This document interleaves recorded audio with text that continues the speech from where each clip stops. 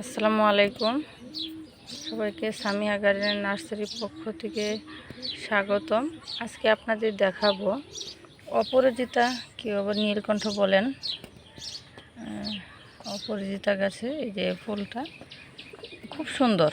এটা দিয়ে একটা নাটকে আপনার চা বানিয়ে খাওয়া দেখাইছিল।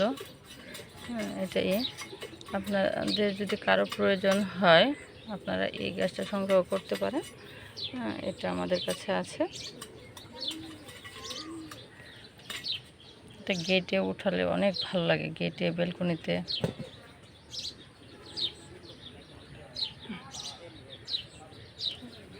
অনেকগুলো চারা আছে আমার কাছে, নিতে পারেন।